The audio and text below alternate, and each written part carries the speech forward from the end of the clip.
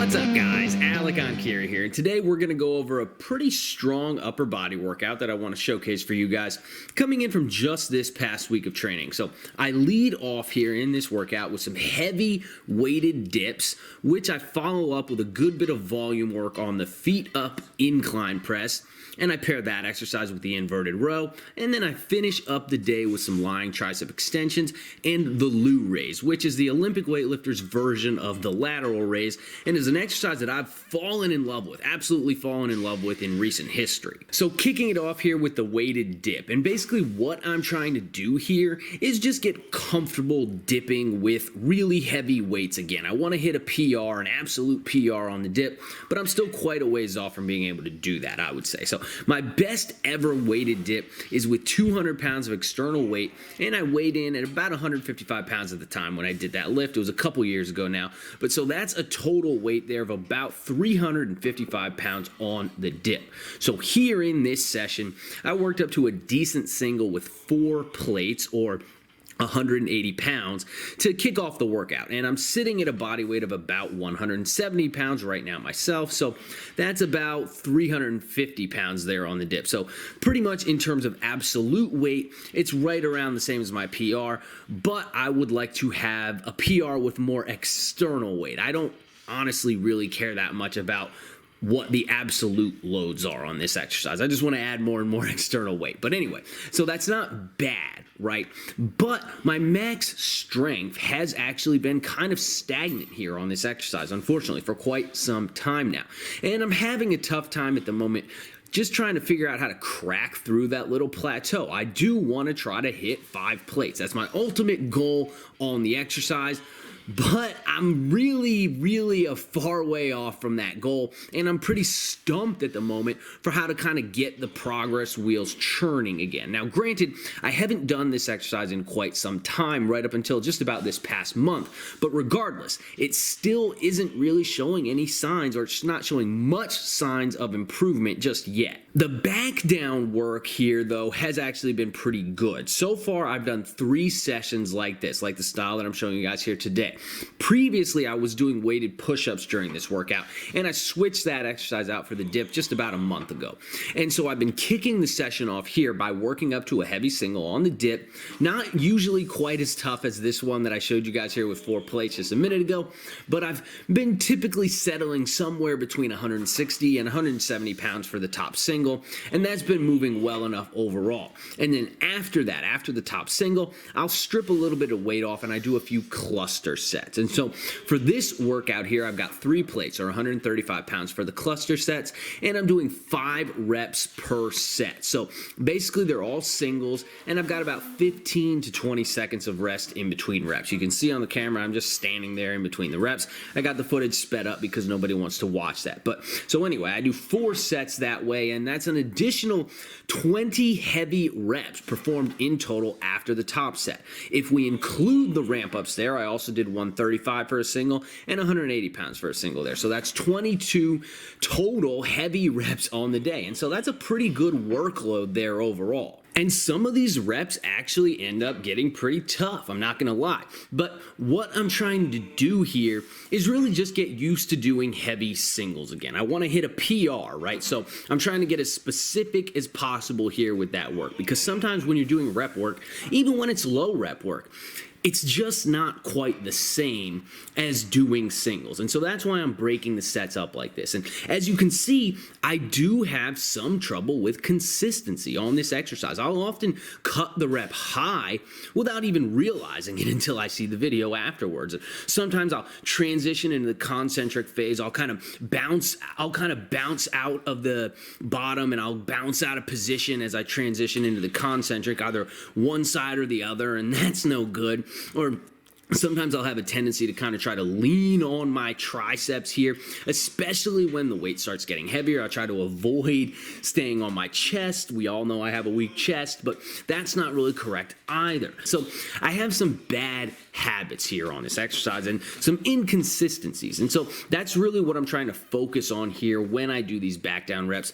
And doing them as singles does help me to focus on those issues. It helps me because there's less fatigue accumulating during the set. So it helps me focus on the little details like that. And I do a pretty good job here overall.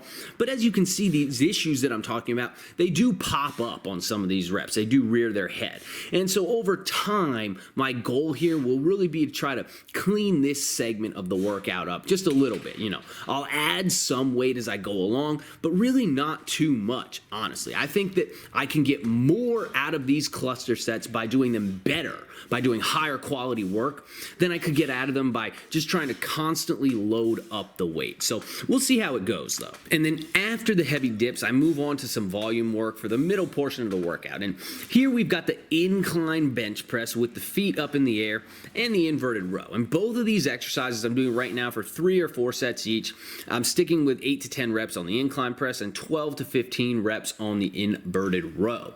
And I'm keeping the weight steady for 3 or sometimes even 4 weeks at a time. I'm just working my way up the rep range during that time period, and then I'll add 5 pounds at that point, and I'll just start the process over. So for the incline press, I wanted to do 4 sets of 10 here with this weight, not just 3, but I was coming off of a deload week for this workout, and so I decided here it would be better to stop at 3 sets for the day, because otherwise I'll just be super sore for the rest of the week, and I didn't want that. I didn't want to potentially ruin my second upper body workout coming a few days later just so that I could get in an extra set. I know I could have done it, but I didn't need to do it here. So next time I should be able to do it without any issues though. Either way, the feet up incline is going pretty well right now, but it's kind of nearing its end point where it'll be time for me to switch up to a different variation, right? And for the row, I'm honestly already at that point. I'll be honest with you. These are fine. These reps are fine. They're going well, and the exercise is honestly still improving, although these sets here were a little bit sloppier than usual, I will say that. But regardless, the exercise is still trending in the right direction and all that. I'm honestly just kind of bored of it, to be honest with you. And what I really want to do is use my fucking trap bar and start knocking out some seal rows with it. I think that would be awesome. Unfortunately, however, both of the benches that I have are just not really suitable to be done with seal rows. You can't get good seal rows with them because they both have too much crap going on the underside of the bench, and so you can't really stick a bar under there and row it up, especially not the trap bar. So right now I'm thinking about buying another bench that would work for the seal row. I'd also be able to, if I had another bench, a free bench, I would also be able to bench press in my squat rack under the safeties, which would be nice. But I really do just want to be able to row, and it would be nice to have that option. But the problem is I'm running out of freaking space in the garage, man. It's already kind of cramped in here, and I have to move shit around all the time depending on what exercises I'm doing that day, and honestly, it's kind of freaking annoying. So that's really the main reason why I haven't pulled the trigger on that purchase just yet, but we'll see where I land in the future. And then I finish up the day here with some lying tricep extensions, which I paired up with the good old Lou raise. Again, that's 3 to 4 sets of each exercise, and I'm sticking with pretty high reps on the Lou raise overall, typically between 15 to 20 reps per set. I had been going pretty high rep on the tricep extension as well prior to this week. I was starting out doing something like 15 plus reps, sometimes even 20 reps per set, and then I kind of segued that down in the 12 to 15 rep range as the weight got a little bit heavier. And then coming off of this deload here, I thought it might be a good idea to try to maybe work in some heavier work on this exercise and see if I can get some new tricep strength gains that will hopefully transfer over into those weighted dips. So I took a 10-pound jump in weight here from the last time I'd done the exercise. I'd been using 90 pounds previously for sets of 15 reps or something like that, and then I jumped up to 100 pounds here, which is a pretty substantial jump on an exercise like this. And so I'll stay here at this weight for a few weeks now, and I'll try to acclimate to it a little bit better and clean these reps up a little bit before I go up in weight again. I've just add 5 pounds though. But so my triceps are pretty fried by the end of this workout. After all the heavy dips and then the volume incline pressing and then finishing up here with the tricep extensions, there's not much juice left in the tank, and my arms are pretty freaking sore today. These Lou raises are really good though. I love them. I had been working with the 15-pound plates for a few weeks prior to this session here, and I got up to being able to do a solid set of 20 reps recently using the 15-pounders. So I figured it was time to jump up in weight just a little bit, and you can see I got the ghetto duct tape rig here going on, and I taped the 2.5 pound plate onto each of my 15 pound bumpers. So now it's 17.5 pounds instead of 15 pounds per hand.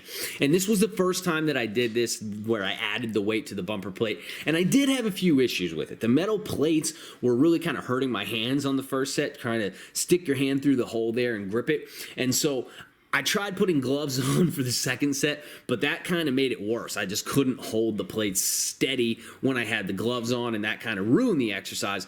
So I ditched the gloves there, and I just went on with it anyway. Overall, it ended up being good. My fingers kind of hurt a little bit, but whatever. This exercise is awesome, and my shoulders are freaking tired. This thing burns like hell while you're doing it, but it's a really good exercise, and my shoulders actually feel really, really good, better than they have in a while. And I think that this exercise right here is a big reason for that. But yeah, I think that pretty much covers it for today, guys. I hope you enjoyed the video. Please remember to hit the like button before you go and leave me some love in the comments down below. And if you're interested in online coaching or training programs, then be sure to visit my website, www.enkirielitefitness.com, for more details. Keep training hard, and I will catch you guys next time.